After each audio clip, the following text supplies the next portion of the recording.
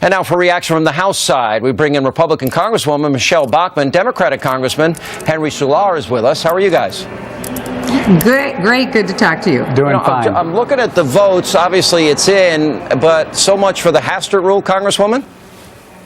Well, the vote was put up on the board, and you see what the results are. I voted no on the bill because this means Barack Obama got 100% of what he wanted. His stance from the very beginning is no negotiation. In fact, one of the senior administration officials a week ago said that they were willing to push the country into default, and that's what the president did. He rolled the dice. He knew that Republicans would be willing to be the adults in the room to make sure the country didn't go into default. He was willing to let it default, and we're at the result that we are tonight. But I agree with the two senators. We aren't waving the white flag of surrender on Obamacare. We're not taking our marbles and going home. The fight continues because the American people have only gotten a taste of just how bad this bill is going to be. So I want people to not give up hope. There's a lot of fighters that remain here in Congress. We're going to continue to fight until we actually see the will of the people prevail. I think as Congressman, Congresswoman Bachmann may be onto something here. As people see sticker shock and their premiums skyrocketing, and as more people lose their job, more people see their hours reduced, part-time hours reduced, and this train wreck that took place in terms of a 3-year, 624 government debacle of a rollout of this thing, I think they may be onto something. There might be a larger public outcry. Do you anticipate that, Congressman? Well, first of all, I'm glad that we're able to open up the government and avoid a default, because I think we can negotiate, and I think this is a way to do it, is we keep the government open and let's negotiate. I'm a member of the Appropriations Committee, and I think we need to look at how we spend, how efficient our government is doing, and if we're able to do that, we can bring down the debt that I want to see also. Right. But the other thing is about health care. I voted for health care, but I'll be the first one to say that Republicans or Democrats are taking two extreme positions. Republicans want to repeal the whole thing. I think that's wrong. Some Democrats don't want to change one single word. That's wrong.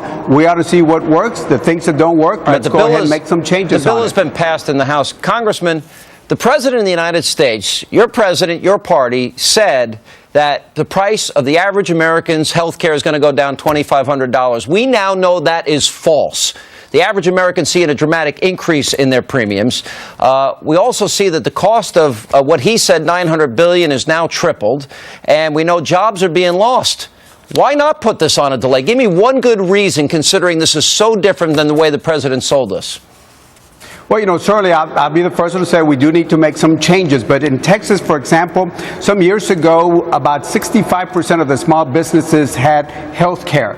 And then just a few years ago, less than 30%, or about 30%, had health care. So even before the health care law was passed, insurance premiums were going up. Not like that. Wait a minute, you're ducking the question. Because the president said, the president said the average American would save $2,500, and people are seeing increases of 40, 80, 100, and 150%.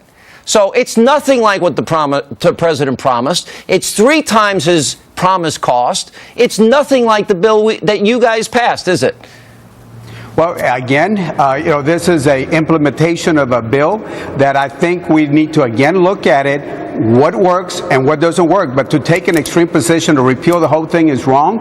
To take another position that we ought to not change one single word, we ought to make some changes to it. You agree that it's nothing like what the president promised. Nobody's saving money. It's 3 times as expensive. Doesn't that tell you that maybe we should have taken a year off from this?